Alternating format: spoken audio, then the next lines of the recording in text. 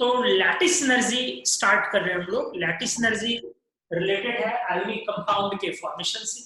Ionic compound like NaCl, metal non metal के जो compound है, ionic compound like Al2O3, CaF2, तो इनके फॉर्मेशन से, ये सब आयोनिक कंपाउंड। लेकिन एक आयोनिक कंपाउंड का जो फॉर्मेशन का प्रोसेस है, इसमें बहुत सारे स्टेप्स, स्टेप बाय स्टेप जो बेटा फॉर्मेशन है आयोनिक कंपाउंड का, हम लोग इसी को बोलते हैं born-Haber cycle.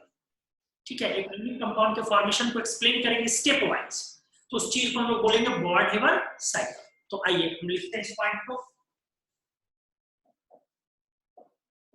Step wise formation of ionic solid crystals explained by Born-Haber cycle। Born भी साइंटिस्ट थे, हेबर भी साइंटिस्ट थे। 1900 में इन्होंने सबसे पहले NaCl के स्टेप वाइज फॉर्मेशन को सजाया था। तो बॉर्न-हेबर साइकिल हम लोग क्यों ना ऐसा करें कि NaCl के लिए ही लेके हम लोग चलते हैं। जिन लोगों का वीडियो ऑन है वो वीडियो ऑफ कीजिए, सर्वेश आपका वीडियो। तो लेट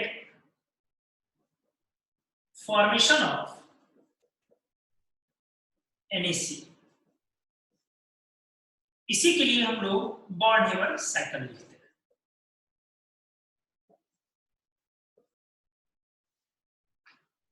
आइए,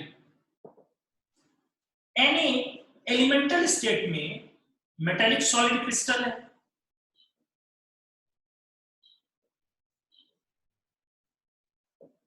यही इसका एलिमेंटल स्टेट है। एलिमेंटल स्टेट में सोडियम, जानते हैं हम लोग, मेटेलिक सॉलिड क्रिस्टल है एलिमेंटल स्टेट में। अब सर्वेश आप अपना वीडियो ऑफ कीजिए। सर्वेश आपका वीडियो ऑन है। हाँ, तो मेटेलिक सॉलिड क्रिस्टल है एलिमेंटल स्टेट में। हाफ मोल क्लोरीन से रिएक्ट करेगा और NaCl बनेगा। यही हुआ आयोनिक सॉलिड क्रिस्टल। और हम ये भी जानते हैं कि जो गैसियस डायटोमिक स्टेट है क्लोरीन का, वही इसका भी एलिमेंटल स्टेट। तो दोनों एलिमेंटल स्टेट में हमने दोनों को कंबाइन किया और NaCl बनाया। ये अभी फिलहाल सिंगल स्टेप रिएक्शन है, सिंगल स्टेप रिएक्शन है NaCl के फॉर्मेशन।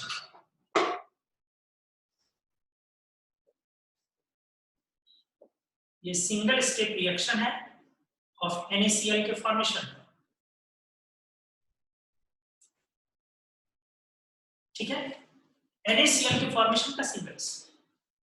इस स्टेप का जो दोस्त डेल्टा H है, इसको मान लेते हैं चलो delta HF, heat of formation. इस स्टेप का जो डेल्टा H है, इसको हम लिख लेते हैं delta HF, heat of formation. अब इसमें जितने भी स्टेप इन्वॉल्व होंगे, 2 स्टेप इन्वॉल्व हो, 3 स्टेप इन्वॉल्व हो, 4 इन्वॉल्व हो, जितने भी स्टेप इसमें इन्वॉल्व होंगे इसके फॉर्मेशन, उन सबका एल्जेब्रिक सम, उनके डेल्टा H का एल्जेब्रिक सम डेल्टा HF के बराबर होगा। फिर इसे रिपीट कर देते हैं एक बार। हम बोले बेटा कि इसके फॉर्मेशन को स्टेप बाय स्टेप क्लियर करना। अभी ढेर सारे स्टेप लिखे जाएंगे, तो इनके जो ढेर सारे स्टेप होंगे, सारे स्टेप्स में हर स्टेप का जो डेल्टा H होगा, सारे स्टेप के डेल्टा H एंथैल्पी चेंज को जब आप सम करेंगे तो सिंगल स्टेप का जो डेल्टा H है उसके बराबर हो जाएगा एल्जेब्रिक सम जब करेंगे। इसीलिए पहला काम क्या करना है, सारा स्टेप लिखना है, सबका डेल्टा H लिखना है बारी बारी से, और सबके डेल्टा H को एल्जेब्रिक सम करके इस डेल्टा HF के बराबर कर देना, तो वो हो जाएगा हमारा NaCl। तो आइए हम NaCl के बॉर्न-हेबर साइकिल वाले इक्वेशन पर चलते हैं। इस पेज का पहले फोटो भेज देते हैं, ठीक है, फिर हम अगले पेज पर तुरंत आते हैं। तो आइए अब हम जो स्टेप बाय स्टेप इक्वेशन है उस पर आते हैं। यहां जो Na सॉलिड था, इसको हम पहले गैस में ले जाएंगे, क्योंकि Na+ बनाना है, इलेक्ट्रॉन लूज करना है।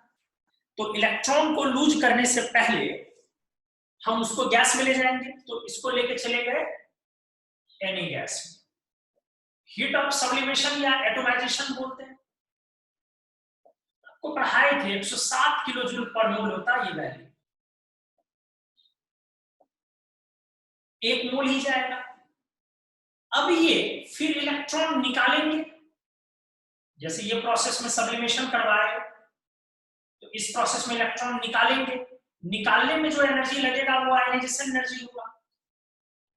आयनाइजेशन एनर्जी दे करके हम सोडियम को फिर क्या कर सकते हैं, तो आयनाइज कर लेंगे। तो सोडियम के आयनाइजेशन एनर्जी की जब बात करेंगे तो उसकी वैल्यू वो भी आप लोगों को पहले सिखाए थे, कितना था, किसी को है ध्यान में? नहीं याद होगा। 496 किलो जूल पर मोल, ये सोडियम का आयनाइजेशन एनर्जी। तो अब ये चला गया Na+, ये लीजिए अपना गैसियस कटायन Na+ बना लिया। ध्यान से देखते जाइए। अब आते हैं हम लोग क्लोरीन वाले स्टेप में। तो क्लोरीन वाले स्टेप में जब जाए तो इधर था दोस्त अपना Cl2। इसका पहले बॉन्ड डिसोसिएशन करेंगे, क्योंकि इलेक्ट्रॉन तो Cl में ऐड कीजिएगा, Cl2 में तो ऐड नहीं करना। तो Cl में इलेक्ट्रॉन ऐड करने के लिए पहले Cl2 को डिसोसिएट कीजिएगा। तो देखिए बॉन्ड डिसोसिएशन करवाते हैं। बॉन्ड डिसोसिएशन करवा के 2 मोल क्लोरीन गैस आया। अच्छे से समझा जाए, यहां पर जो देना पड़ेगा वो बॉन्ड डिसोसिएशन एनर्जी देना होगा। ध्यान से, बॉन्ड डिसोसिएशन एनर्जी 1 मोल क्लोरीन को तोड़ने में लगने वाला एनर्जी, ये पढ़ाया क्या? 240 किलो जूल पर मोल। 240 किलो जूल पर। बहुत बढ़िया। तो हम ये एनर्जी दिए इस स्टेप में। अब यहां पर 2 मोल क्लोरीन मिलेगा। अच्छे सुनिएगा, 1 मोल Cl2 को तोड़ेंगे तो 2 मोल क्लोरीन गैस मिलेगा। मतलब 1 मोल को तोड़े तो 2 मोल बना, तो अपना खर्च हुआ 240 किलो जूल पर मोल। लेकिन सवाल उठता है, अच्छे से सुनिएगा मेरी बातों को, सवाल उठता है कि NaCl बनाने के लिए 2 मोल क्लोरीन की जरूरत है या 1 मोल की? बोलिए। 1 मोल। 1 मोल। 1 मोल सर। 2 मोल। 1 मोल सर 1 मोल। डेल्टा H निकाल के एल्जेब्रिक सम करना है तो हमको 1 मोल में खर्चा देखना पड़ेगा। हाफ मोल 240 किलो जूल पर मोल, तो 1 मोल लाने के लिए आधा खर्च होगा। तो जब बाद में हम डेल्टा HF में सबका सम करेंगे तो वहां आधा लिखना पड़ेगा। ठीक है, अभी तो चलिए ये लिखिए। अब इसको हम यहाँ पे कर देते हैं कि आधा मोल लाए। तो आधा मोल सर क्या बताएं, एक बार से रिपीट करिए ना, मेरा डिस्कनेक्ट हो गया था। Cl2 का बॉन्ड जब तोड़ेंगे तो बॉन्ड डिसोसिएशन एनर्जी लगेगा 240 किलो जूल पर मोल। राजवीर क्लास कर रहे हो? राजवीर, राजवीर कल जो रेजोनेंट बैच में आए थे,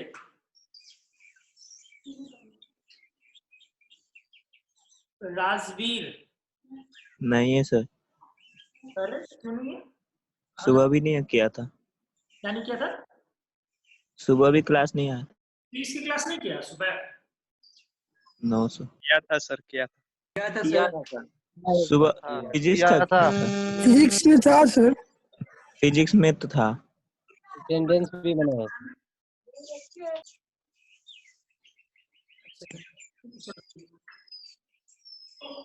हम जब 1 मोल क्लोरीन को तोड़ेंगे तो 240 किलो जूल पर मोल लगता है। लेकिन 1 मोल को तोड़ने से, Cl2 को तोड़ने से बॉन्ड डिसोसिएशन एनर्जी हुआ, हमको 2 मोल Cl मिलेगा। लेकिन जरूरत है NaCl बनाने में 1 मोल Cl का, इसीलिए हम आधा मोल को ही तोड़ेंगे। तो बॉन्ड डिसोसिएशन एनर्जी इतना है, लेकिन इस स्टेप का डेल्टा H उसका आधा है। अब उम्मीद है आप समझ गए। इस स्टेप का डेल्टा H का मतलब है कि इस स्टेप में कितना खर्च होगा, तो 240 खर्च नहीं होगा। क्यों? तो हमको 1 ही मोल क्लोरीन चाहिए। 1 मोल क्लोरीन कब आएगा? जब आधा मोल Cl2 को तोड़ेंगे। 1 मोल Cl2 को तोड़ने में लगता है 240, तो आधा मोल में लगेगा 120। जैसे इस स्टेप का पर मोल नहीं, बस किलो जूल लिखा है, पर मोल क्यों लिखा है?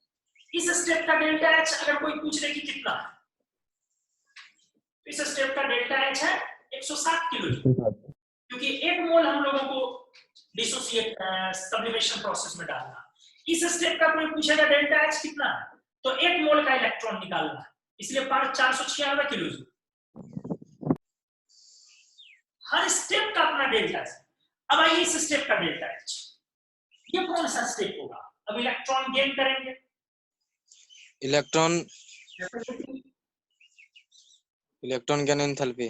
हाँ, तो डेल्टा एच इस स्टेप का जो होगा वो होगा नेगेटिव होगा -E1 -349 किलो जूल पर मोल इलेक्ट्रॉन एफिनिटी होता है। तो चूंकि इलेक्ट्रॉन एफिनिटी इतना, इसलिए इस स्टेप का डेल्टा एच क्या होगा? -349 किलो जूल। सही है, -349 किलो जूल। तो ये हमारा हो गया इलेक्ट्रॉन गेन। अब ये एनायन बन गया। एनायन जो है वो कैटायन से बना, वो गैसियस कैटायन बना, ये गैसियस एनायन बना। अगला पॉइंट है, अभी हम कैटायन अलग बनाए हैं दोस्त और एनायन अलग बनाए हैं। अब क्या करना होगा, जहां कैटायन बनाया है और जहां एनायन बनाया है, दोनों को एक दूसरे से लिंक करना होगा, दोनों को एक दूसरे के एनवायरनमेंट में लाना पड़ेगा। तो आइए हम इसको और इसको एक दूसरे के एनवायरनमेंट में लाते हैं। आइए ये दोनों को एक दूसरे के एनवायरनमेंट में लाए। तो जब दोनों को एक दूसरे के एनवायरनमेंट में लाए, तो यहाँ कूलम्बिक इंटरेक्शंस होंगे। नहीं होगा जी,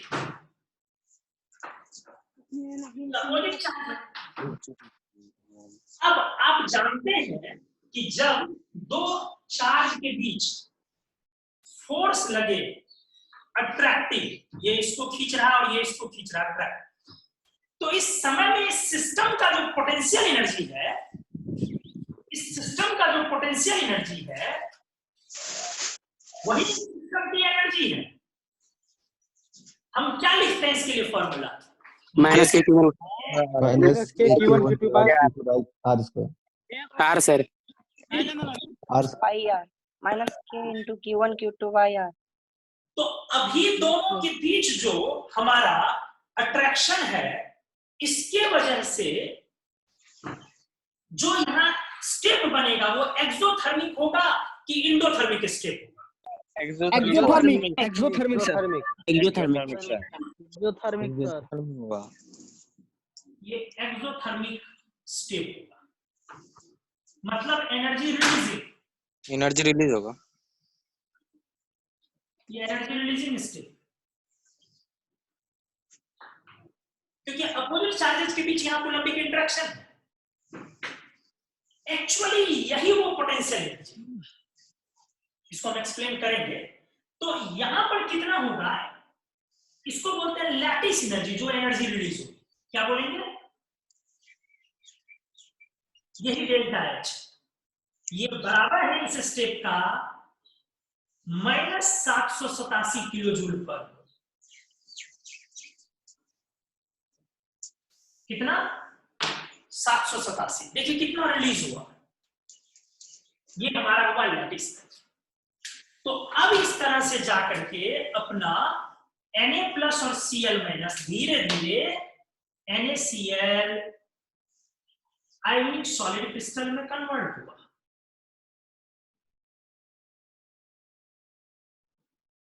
हम इसका स्क्रीनशॉट भेजते हैं, आप वेट कीजिए, फिर अगले पेज पर हम प्लॉट करते हैं। सर हाफ Cl2 को क्यों तोड़े वहां पे? क्या बोले बेटा? Sir half Cl calculation of heat of formation of NaCl। आइए पर मोल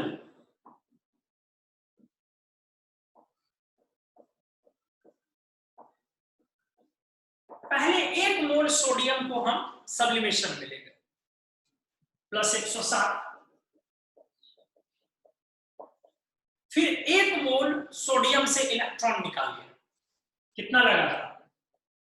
496 493 था ना, 496 पर मोल ऑफ सोडियम। 96 था सर। 496 था सर। 96 था। 96 होता सोडियम। अब इसके बाद हम फिर क्या करेंगे, सोडियम को सब्लिमेशन प्रोसेस में लेके हम आइसोलेटेड एटम बना लिए, फिर इलेक्ट्रॉन निकाल लिए, फिर क्लोरीन का बॉन्ड तोड़े। कितना देना पड़ा? 120 kilo joule sir. Rate of sublimation plus ionization, sodium bond dissociation by 2 of chlorine minus electron affinity 1 of chlorine और minus lattice energy of NaCl। यही है ना जी? बोलो, किसी को डाउट है तो? क्या की एल्जेब्रिक सम, सब्लिमेशन, फिर आयनाइजेशन, इलेक्ट्रॉन निकाल लिए, फिर उधर क्लोरीन का बॉन्ड तोड़े, फिर क्लोरीन में इलेक्ट्रॉन जोड़े, और फिर NaCl का लैटिस लास्ट में जो रिलीज हुआ। तो आइए क्या हुआ, 107 kilo joule, 496 kilo joule, chlorine का 240/2 ना, यस 120 सब किलो जूल एनर्जी में आ गया। इसका हो गया कितना, -349 किलो जूल, 360 होता है एग्जैक्टली, अगर लिखोगे ना तो 360 होता, रहने दो कोई दिक्कत। NaCl 787 787। आइए अब ये 1 मोल NaCl का ये, अब जरा देखिए ये लगने वाली एनर्जी और ये रिलीज होने वाली एनर्जी, ये रिक्वायर्ड है और ये रिलीज है। गौर से देखिए, आप एक दुकान खोल रहे हैं, आप एक बिजनेस एस्टेब्लिश कर रहे हैं जिसमें आपने इन्वेस्ट किया है और ये आपका सेल है, तो आपका बिजनेस तभी स्टेबल होगा जब आपकी इन्वेस्टमेंट से ज्यादा आपकी सेलिंग हो। इसीलिए इस बात को समझिए, ये सम को जोड़िए तो फाइनली नेगेटिव आना चाहिए। जोड़ लीजिए 400 100 500 100 600 600 और 620 7 627 और 627 प्लस 96 कितना आ गया,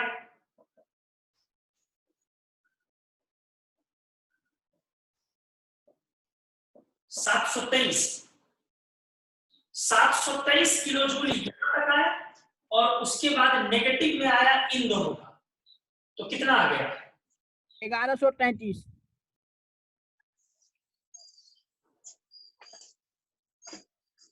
1136 किलो जूल। कितना आ गया फाइनल जोड़, इसमें से 413 इसका मतलब क्या हुआ कि ये आपका सिंगल स्टेप रिएक्शन था, ये जो हमारा सिंगल स्टेप रिएक्शन था,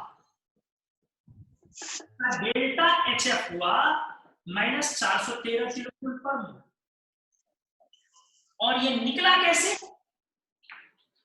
यानी बॉन्ड नंबर सेकंड हुआ। तो अब पॉइंट आइए, ठीक है, ये तो हम फॉर्मेशन करवा लिए, बॉन्ड नंबर सेकंड था। लैटिस एनर्जी जो पॉइंट है वो जो पढ़ना चाह रहे हैं, तो लैटिस एनर्जी क्या हुआ, लैटिस एनर्जी सब नहीं है, लैटिस एनर्जी एकमात्र यही स्टेप, सारा लैटिस एनर्जी नहीं, बॉन्ड नंबर सेकंड का एक छोटा सा स्टेप है लैटिस एनर्जी। अब आइए, लैटिस एनर्जी का ये जो आप लास्ट में गैसियस कैटायन बनाए थे और लास्ट में आप गैसियस अनायन बनाए, ये दोनों जो कंबाइन हुआ ना,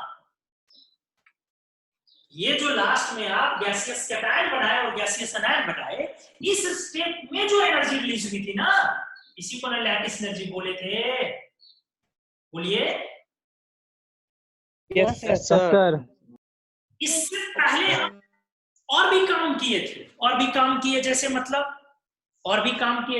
सोडियम का बॉन्ड को सब्लिमेशन के बाद हम गैसियस एटम में ले गए, वो भी लैटिस नहीं, इलेक्ट्रॉन निकाले सोडियम से, वो भी लैटिस नहीं है। क्लोरीन बॉन्ड तोड़े, वो भी लैटिस नहीं है। क्लोरीन में इलेक्ट्रॉन ऐड किए, वो भी लैटिस नहीं है। लैटिस सिर्फ ये स्टेप है जब gaseous cation gaseous ion combine होगा। तो समय है, टाइम है कि अब इसका डेफिनेशन लिखें। आमतौर पे लोग पढ़ते हैं तो पहले डेफिनेशन लिखते हैं, हम लोग डेफिनेशन बाद में लिखते हैं। लैटिस एनर्जी लगने वाली एनर्जी है या रिलीज होने वाली एनर्जी? बोलिए। रिलीज होने वाली। रिलीज होने वाली, होने वाली। तो लैटिस एनर्जी रिलीज होने वाली एनर्जी जब एक आयोनिक कंपाउंड का, एक मोल आयोनिक कंपाउंड का फॉर्मेशन होता हो, आयोनिक क्रिस्टल का फॉर्मेशन होता हो, एक मोल। सुनिएगा, कोवेलेंट मॉलिक्यूल एक मॉलिक्यूल हो सकता है, आयोनिक कंपाउंड एक मॉलिक्यूल नहीं हो सकता है, क्योंकि वो आयोनिक तभी होता है जब 3 डायमेंशनल क्रिस्टल्स में आयन एक दूसरे से कूलम्बिक इंटरेक्शन से बंधे हो। जैसे एक एटम सॉलिड मेटल एटम हो सकता है? बताइए, नहीं हो सकता। ढेर सारे एटम्स जब मेटालिक बॉन्डिंग से जुड़ते हैं तब जाकर के वो तैयार होता है क्या? Solid metal. तो उसी तरीके से आयोनिक कंपाउंड कभी भी एक मॉलिक्यूल नहीं हो सकता। आयोनिक क्रिस्टल्स होते हैं, उसमें infinite number of cations and ions Coulombic interaction से बंधे होते हैं 3 डायमेंशनल चेन में नेटवर्क। तो हम इसीलिए एक मॉलिक्यूल के डेफिनेशन, एक मोल मॉलिक्यूल का डेफिनेशन बनाएंगे आयोनिक कंपाउंड के लिए, लैटिस एनर्जी के लिए। तो lattice energy is the amount of energy release. Lattice energy release की गई अमाउंट ऑफ एनर्जी कब? जब एक मोल आयोनिक सॉलिड क्रिस्टल का फॉर्मेशन होगा। कहां से? गैसियस एटम से, सॉलिड एटम से, या गैसियस आयन से? कहां से? गैसियस आयन से। यस आयन से सर। आयन से नहीं। अच्छे से डेफिनेशन को देख लीजिए। देखिए 10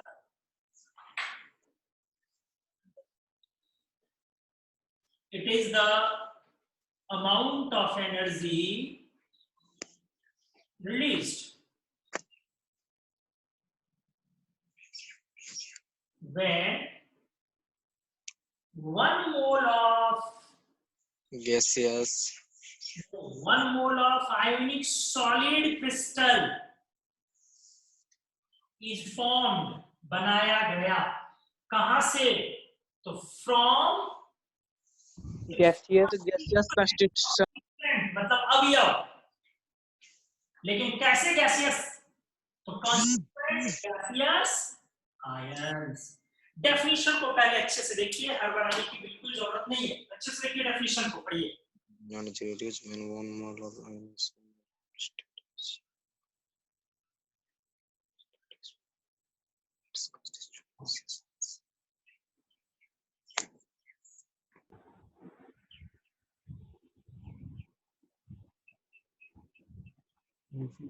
पढ़े डेफिनेशन को अच्छे से।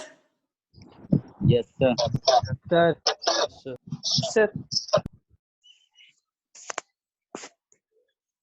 Amount of energy released,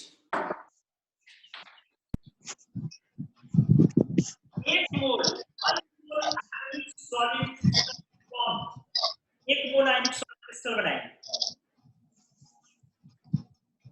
कहां से? From its constituent gaseous ions। आप देखिए, एटम्स नहीं है ये, आयंस। अगर आप डेफिनेशन में लिख दिए कि एक मोल आयनिक कंपाउंड बनाएंगे गैसियस आयंस से, तो गलत हो जाएगा। एटम से तो गलत हो जाएगा। गैसियस आयंस से जिस स्टेप में बनता है वो स्टेप हमारा क्या हुआ? Lattice energy. इस बोर्ड को हम इसका स्क्रीनशॉट भेजते हैं। बस आप 1 मिनट वेट कीजिए, तुरंत हम स्क्रीनशॉट। आइए, लैटिस एनर्जी जो है is thus a form of potential energy। एक प्रकार का पोटेंशियल एनर्जी। कैसे? जरा समझिए। जब आपका कोई Q1 चार्ज होता है कैटायन और Q2 चार्ज होता है एनायन, और दोनों के बीच का ये डिस्टेंस मान लीजिए कि इनफिनाइट है, तो जब R टेंड्स टू इनफिनाइट तो आप इसका पोटेंशियल एनर्जी बराबर माइनस के Q1 Q2 बाय R लिखते हैं तो टेंस टू 0 हो गए। सही है ना जी? Yes sir. Infinity Yes, sir. इसके कारण 0। Yes, sir. अब यही Q1 प्लस और Q2 प्लस एक फिक्स डिस्टेंस पर है R पर, तब आप इस समय सिस्टम का पोटेंशियल एनर्जी डिफाइन करते हैं माइनस के Q1 Q2 बाय R। अब ये जो भी हो लेकिन वो नेगेटिव है, मान लो माइनस U। तो इनिशियल स्टेप ये था, फाइनल स्टेप ये है। उसी तरीके से आपका यहां पर इसके जगह पर क्या है, Na प्लस और Cl माइनस। शुरू में कंबाइंड नहीं है तो शुरू में पोटेंशियल एनर्जी 0 है। अब जो इस समय नजदीक आ गया दोनों Na प्लस और Cl माइनस, तो इस समय में R तो फिक्स है, ये वाला R है। R बराबर क्या हो गया, R प्लस और R माइनस, कैटायन का साइज और एनायन का साइज। तो अब जो पोटेंशियल एनर्जी होगा वो माइनस U नॉट। तो पोटेंशियल एनर्जी 0 से माइनस U नॉट गया, तो चेंज इन पोटेंशियल एनर्जी क्या हो गया, माइनस U नॉट हो जाएगा। माइनस U नॉट होगा सर। पहले वाले का 0, तो हम लोग क्या बोलेंगे, लैटिस एनर्जी। इसीलिए आप क्या बोलिएगा सर, लैटिस एनर्जी जो form of potential energy. Lattice energy इस तरीके से एक प्रकार हुआ पोटेंशियल एनर्जी का। ध्यान से देखिएगा, हम अगर यहां पर बात करें बॉर्न-हेबर साइकिल से अगर लैटिस एनर्जी को निकाल लें,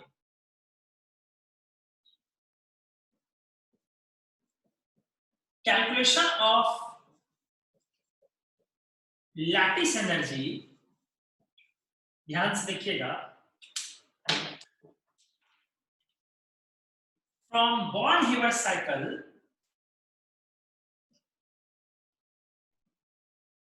requires values of many physical and chemical properties। समझ पा रहे हैं आप क्या बोले?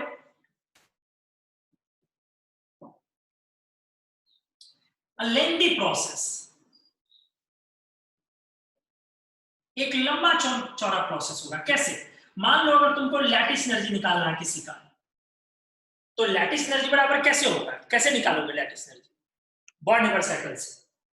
एक्सपेरिमेंटल वैल्यू है, कैसे निकालोगे? एक्सपेरिमेंट स्टेप बाय स्टेप करके लाए। सबसे पहले हीट ऑफ फॉर्मेशन लिखोगे, आप उसमें से घटाओगे उसको, इक्वेशन को दूसरे तरफ ले जाके, क्या सब सब्लिमेशन एनर्जी। समझ पा रहे हो जी? Yes sir. Yes sir. Yes sir. Bond dissociation energy, electron affinity, ये सब को एक तरफ ले जाओ। तो बहुत सारी चीजों की जरूरत होती है, लेकिन एक बात तय है कि इससे जो लैटिस एनर्जी आएगा वो एक्सपेरिमेंटल आएगा और 100% करेक्ट है। But the obtained value is 100% precise value होगा and experiment।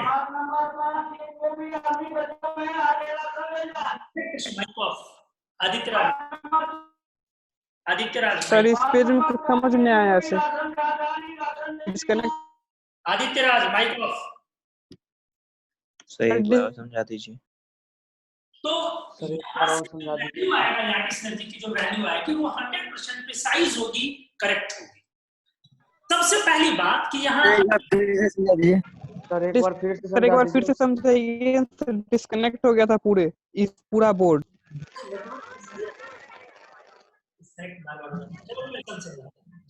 हम पहले ये बोले कि लैटिस एनर्जी जो है वो एक तरीके का फॉर्म है, एक रूप है पोटेंशियल एनर्जी। तो कैसे, तो कैसे पोटेंशियल एनर्जी का रूप है? तो Q1 और Q2 दो कैटायन एनायन है, इनफिनाइट डिस्टेंस पर है शुरू में, तो पोटेंशियल एनर्जी 0, एक फिक्स डिस्टेंस पर आया तो पोटेंशियल एनर्जी नेगेटिव, मान लो माइनस U। सेम केस तो है आयोनिक कंपाउंड में कि कैटायन एनायन बनाए, दोनों इनफिनाइट डिस्टेंस पर था, दोनों बहुत अलग-अलग था, तो पोटेंशियल एनर्जी 0। जब दोनों को एक साथ ले आए तो सिस्टम का जो एनर्जी है वो पोटेंशियल एनर्जी इस R के वजह से माइनस U नॉट। तो माइनस के Q1 Q2 बाय R बराबर R प्लस और R माइनस कैटायन का साइज और एनायन का साइज। तो आप क्या देखें कि चेंज इन पोटेंशियल एनर्जी क्या हुआ, माइनस U0। तो पोटेंशियल एनर्जी एक फॉर्म है लैटिस एनर्जी एक फॉर्म है पोटेंशियल एनर्जी का। अगली बात, अगर हम कैलकुलेशन करना चाहे लैटिस एनर्जी का बॉन्ड हैबर साइकिल से, तो इसमें बहुत सारी चीजों की जरूरत होगी। बॉन्ड हैबर साइकिल में लिखते हो हीट ऑफ फॉर्मेशन बराबर sublimation ionisation bond strength affinity plus lattice. तो अगर लैटिस चाहिए तो बाकी को उधर भेजो, आयनाइजेशन चाहिए तो बाकी को उधर भेजो, एफिनिटी चाहिए तो एफिनिटी इधर करो, बाकी को उधर करो। तो ये प्रोसेस लेंदी होगा। हाँ, इसमें कोई दो राय नहीं है कि इस प्रोसेस से आने वाला, लेकिन इस प्रोसेस से आने वाली जो वैल्यू होगी वो 100% प्रिसाइज करेक्ट होगी, लेकिन एक्सपेरिमेंटल होगी, करेक्ट होगी, लेकिन ये प्रोसेस लेंदी होगा। इसीलिए पैरेलल में एक थ्योरेटिकल इक्वेशन तैयार किया गया उन दिनों। वो इक्वेशन लैटिस एनर्जी के वैल्यू के लिए तैयार किया गया पैरेलल, कि हम बिना एक्सपेरिमेंटल वैल्यू पर गए, इतने लंबे चौड़े प्रोसेस पर गए, क्या कोई छोटा सा मेथड हो सकता है जिससे लैटिस एनर्जी का वैल्यू निकल जाए? तो ऐसा निकाला गया, इक्वेशन बना, बॉर्न-लैंडे इक्वेशन बना, फिर इक्वेशन में एक्सटेंशन आया, करेक्शन हुआ, फिर बॉर्न-लैंडे करेक्शन कहलाया। तो जो फाइनल थियोरेटिकल इक्वेशन है हम उसको भी लिख रहे हैं। फिर से रिपीट कर दें, ये जो प्रोसेस है वो लेंदी प्रोसेस। क्यों लेंदी प्रोसेस है? क्योंकि इसमें एक चीज को निकालने के लिए बहुत चीज चाहिए, और ये जो आपको दिख रहा है ये बहुत लंबा चौड़ा है। अभी एक इलेक्ट्रॉन निकाले सोडियम से, एल्यूमिनियम होता तो 3 आयनाइजेशन चाहिए था, 1 2 3। तो ये प्रोसेस काफी लेंदी है। अभी एफिनिटी में क्लोरीन का फर्स्ट गए, अगर ऑक्सीजन होता तो फर्स्ट सेकंड दोनों की नीड होती। इसीलिए जरूरी है थियोरेटिकल अप्रोच के, थियोरेटिकल फार्मूले जो कि लैटिस एनर्जी का वैल्यू बिना एक्सपेरिमेंट किए निकाल सके। हम उस वैल्यू को लिखते हैं, फिर क्या प्रॉब्लम है उसको डिस्कस करते हैं। इसका स्क्रीनशॉट भेजते हैं, प्रिंट कीजिए, जस्ट लिख करते हैं।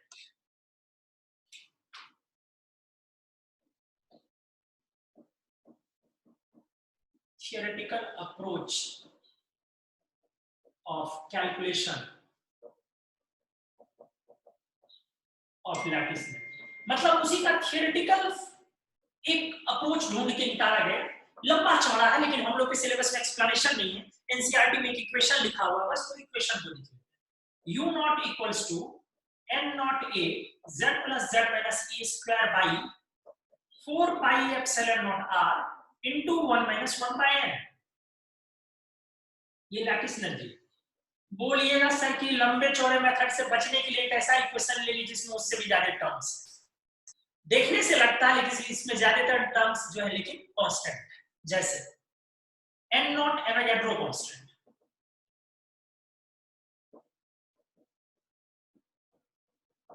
a is Madelung constant. हालांकि मेडुलेन कांस्टेंट का वैल्यू फिक्स नहीं होता है, ये ज्योमेट्री टू ज्योमेट्री वैरी करता है, लेकिन आपको ध्यान उतना नहीं देना। a is Madelung constant. z plus z minus is integral charge. Integral charge मतलब अगर आप लिख रहे हैं NaCl तो z प्लस का मान हुआ +1 और z माइनस का मान हुआ -1। अगर आप लिख रहे हैं MgO तो z प्लस हुआ +2 और z माइनस हुआ -2। अगर आप लिख रहे हैं CaF2 तो z प्लस हुआ +2 और z माइनस हुआ -1, F माइनस के कारण, फ्लोराइड के कारण। E हो गया इलेक्ट्रॉन का चार्ज।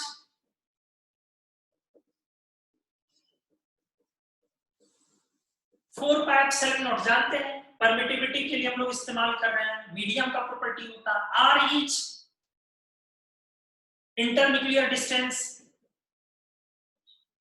कैटायन और आयन के बीच की दूरी, इंटरन्यूक्लियर डिस्टेंस।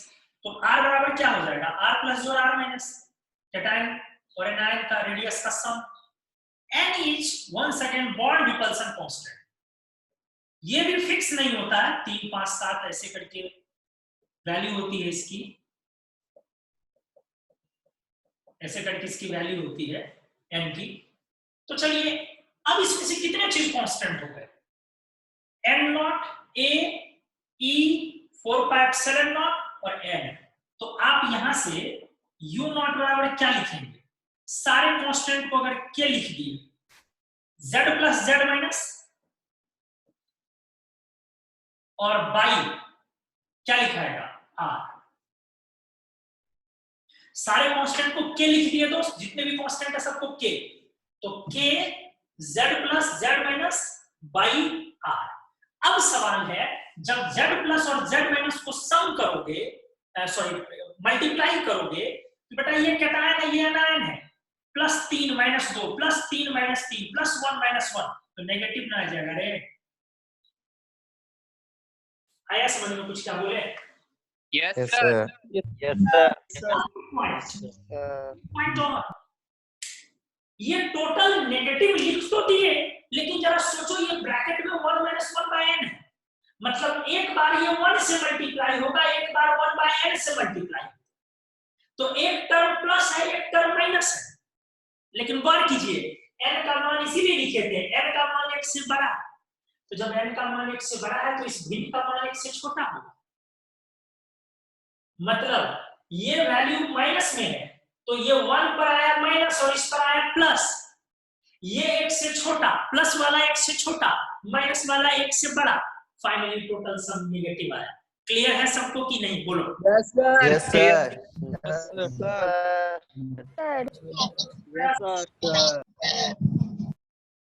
ये क्लियर हुआ कि ये एक्सोथर्मिक।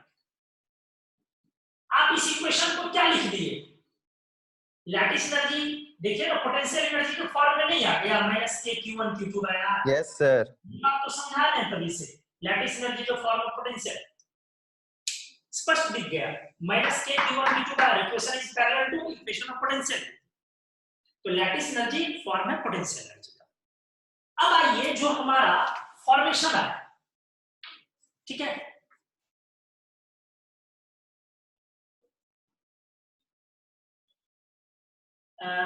NaCl। अब ये NaCl आयनिक सॉलिड क्रिस्टल, अब ये आयनिक सॉलिड क्रिस्टल है का मतलब क्या है? आयंस get arranged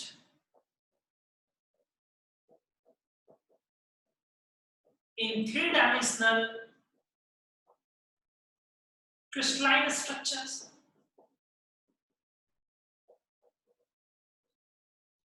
जैसे NaCl का क्रिस्टलाइन स्ट्रक्चर होता है FCC। FCC पढ़ाई में कोऑर्डिनेशन नंबर 6:6 पढ़ाई ना जी? Yes sir yes sir. Coordination sir number ये समझ में नहीं आया, क्या नहीं आया समझ में? बोलो। वही FCC क्या है? पढ़ाई शुरू में फेस सेंटर्ड क्यूबिक, ये क्रिस्टल स्ट्रक्चर में होता क्या है? पढ़ना भी है सॉलिड स्टेट में। हर क्यूब के फेस पर, सारे फेस पर, ये क्यूब है तो इसके ऊपर फेस, नीचे फेस, दाएं फेस, बाएं फेस, आगे फेस, पीछे फेस, हर फेस पर एक क्यूब होगा और ऑल्टरनेट अरेंज होगा Na+Cl-, Na+Cl-, ऐसे। मान लो यहाँ Na+ है तो यहाँ Cl-, यहाँ Na+, तो यहाँ Cl-, यहाँ Na+, तो यहाँ Cl-, फिर यहाँ Na+, तो वहां Cl-। रेड पेन से हम Cl- खाते हैं, देखिएगा जरा। तो क्या हुआ? ऑल्टरनेट अरेंज्ड है Na+ और Cl-। अब इसमें ये क्यूबिक स्ट्रक्चर FCC स्ट्रक्चर हुआ, ठीक है। अब इसमें देखिए हर क्यूब के सामने क्यूब, मतलब इस क्यूब के दाहिने क्यूब, ये क्यूब के दाहिने क्यूब, तो यहां पर जो होगा अगला Na+, ऊपर जो क्यूब जाएगा Na+, आगे ये दाहिने भी आगे जो आएगा वो भी Na+। आप समझ पा रहे हैं ना? ये क्यूबिक बॉडी है, ये क्यूब की बॉडी है, तो मान लीजिए ये वाला कॉर्नर ले, तो इसके बगल में जो क्यूब आएगा तो इस Na+ के बगल में Cl-, ऊपर जो क्यूब जाएगा इस Na+ के ऊपर Cl-, इस क्यूब के आगे जो क्यूब आएगा इधर Cl-, तो एक Na+ कितना Cl- से घिरा हुआ है, या एक Cl- कितना Na+ से? तो देखो एक Na+, 2 3 4 5 6, each Na+ is surrounded by 6 Cl- and each Cl minus is surrounded by 6 Na plus. good. तो हर का अलग अलग क्रिस्टल स्ट्रक्चर होता है, जैसे NaCl है, KCl है, RbCl है, CsCl है। अगर आप पढ़े होंगे तो इन सब का कोऑर्डिनेशन नंबर 6:6 होता है, लेकिन RbCl तक का, लेकिन CsCl का 8 होता है। Na2O का 8 होता है। तो स्ट्रक्चर होता है, बहुत सारा स्ट्रक्चर होता है। सॉलिड स्टेट आएगा तो बहुत डिटेल में उसको पढ़ेंगे। तो हम ये लैटिस एनर्जी का आज हम कुछ बेसिक चीज क्लियर किए, अगले क्लास में उसको डेप्थ में ले जाकर के हम लोग काम करेंगे। इस पर बहुत सारा काम है। सर कोऑर्डिनेशन नंबर क्या होता है, थोड़ा बताइए। कोऑर्डिनेशन नंबर किसी कैटायन के चारों, आयनिक कंपाउंड अगर है तो आयनिक कंपाउंड में एक कैटायन के चारों में कितना अनायन है क्रिस्टल, उसको कैटायन का कोऑर्डिनेशन नंबर बोलते हैं। अनायन के चारों में कितना कैटायन घेरे हुए है, उसको कैटायन अनायन का कोऑर्डिनेशन नंबर बोलते हैं। उसी तरीके से जब मेटल का क्रिस्टल होता है, कोई सॉलिड मेटल होता है तो उसका भी क्रिस्टल होता है। अभी क्रिस्टल स्ट्रक्चर आप लोग सॉलिड स्टेट शुरू किया ना, वो डिटेल में आप लोग को आ जाए। ठीक है, किसी चीज के चारों में उसको कितना साइट घेरे हुए, यही कोऑर्डिनेशन नंबर है बेसिकली। जैसे बोलेंगे सर ये पता कैसे चला इसमें कि FCC है, BCC है? क्रिस्टल स्ट्रक्चर, जैसे मीथेन में बोलेंगे कार्बन का कोऑर्डिनेशन नंबर क्या है, बोलोगे 4 हाइड्रोजन से घेरे हुए।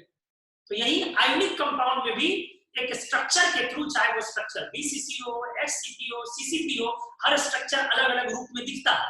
हम एक राउंड इसको पढ़ा चुके थे मेटालिक बॉन्ड में, लेकिन अब सॉलिड स्टेट जब आएगा, जो लोग नहीं पढ़े उनको सॉलिड स्टेट में डिटेल में आ जाएगा। अगले क्लास में हम लोग इसको आगे बढ़ाएंगे। ठीक है, हम इसका स्क्रीनशॉट भेज देते हैं, अच्छे से इसको नोट कर लीजिए। हाँ, कोई कुछ पूछ रहे हैं, बोलिए। केसरी कुछ बोल रहे हैं। ई नोट क्या है सर? कौन वाला जो बेटा? बाई में ई नोट जो बाई में ई नोट लिखे हैं ना sir, epsilon not permittivity of space नहीं लिखते हो? मीडियम का प्रॉपर्टी होता है एप्सिलॉन इनटू एप्सिलॉन r। जब दो कूलम्बिक फोर्स एक दूसरे को खींचता है या रिपेल करता है, कूलम्बिक इंटरेक्शन में हम लोग फार्मूला लिखते हैं ना, K(Q1Q2)/r²।